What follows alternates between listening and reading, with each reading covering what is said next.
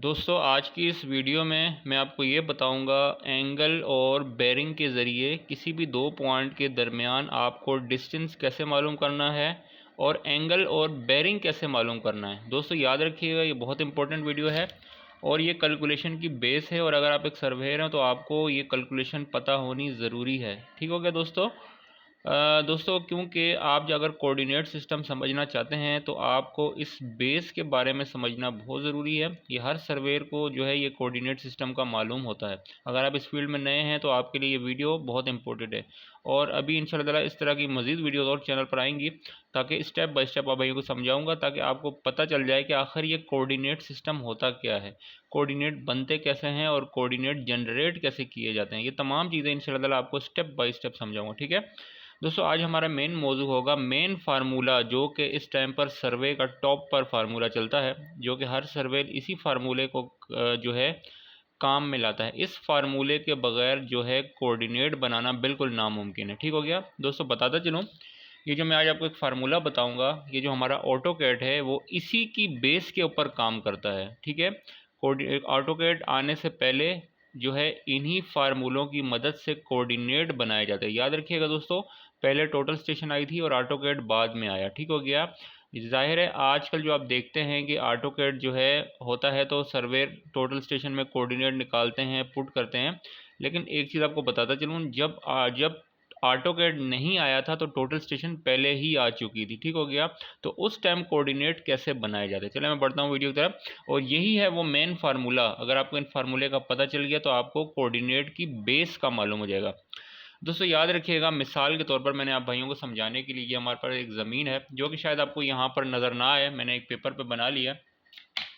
चले मैं आपको जूम करके दिखाता हूँ। ये एक ज़मीन है, चलें इसको समझ लेते हैं। ये एक ज़मीन है, सपोज़ करें एक लंबाई है किसी भी प्लाट की। आपके पास इधर का कोऑर्डिनेट मौजूद है, इधर का कोऑर्डिनेट मौजूद है।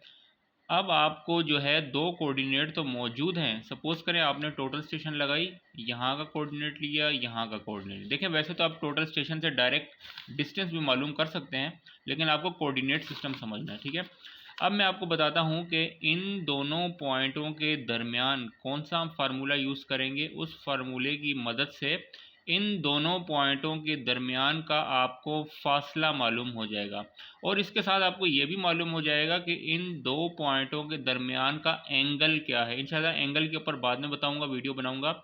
आज सिर्फ आपको जो है डिस्टेंस मालूम करना है।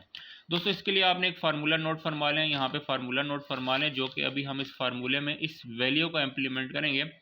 फार्मूला नोट फरमा लें, पोल ब्रैकेट बंद होगी, north minus north comma east minus east, bracket बंद करेंगे। ठीक हो गया। उसके बाद आपने कैलकुलेटर के ऊपर प्रेस करना है अल्फा 10 डिग्री। ठीक हो गया दोस्तों। अच्छा, ये चीज़ आप समझ चुके होंगे। अब आपने इस फार्मूले पर नज़र रखनी है। ठीक है, मैंने फार्मूले में जैसा कि आपको बताया, north minus north, east minus east. याद रखिएगा, नॉर्थ और ईस्ट को आपने आपस में माइनस करना है इस फार्मूले की मदद से। ठीक हो गया।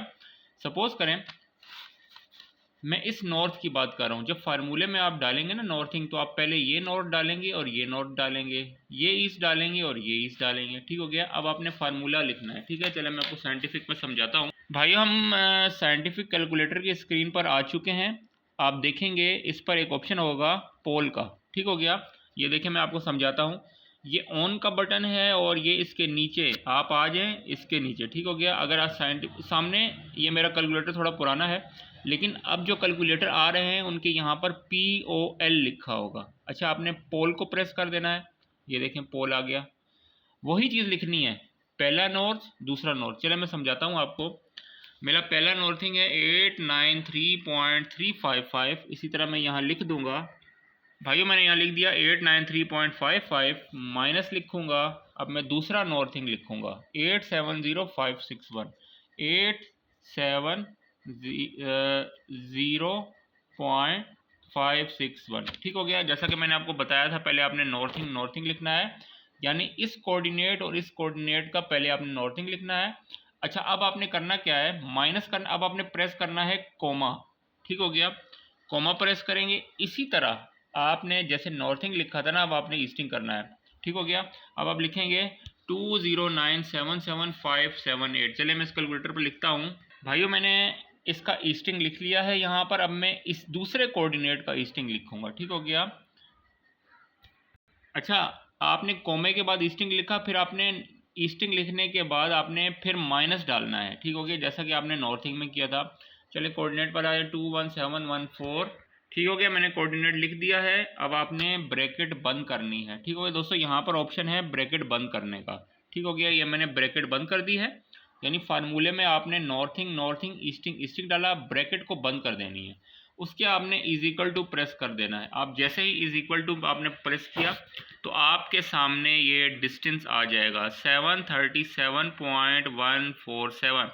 अच्छा याद रखिएगा, एक इम्पोर्टेंट बात समझाऊंगा। अगर आपने सर्वे मीटर में किया है तो ये रिज़ल्ट मीटर में आएगा। अगर आपकी मशीन वहाँ पर फिटों में थी या कोऑर्डिनेट सिस्टम आपका फिटों में था तो रिज़ल्ट फिटों में आएगा। तो ये मैंने जो निकाला है ये फिटों में आ चुका है। इंशाल्लाह ताला कल की वीडियो में इस फार्मूले का अगला पार्ट आपको समझाऊंगा कि हम एंगल और बेरिंग कैसे निकालते हैं। इसी तरह स्टेप बाय स्टेप हम समझेंगे।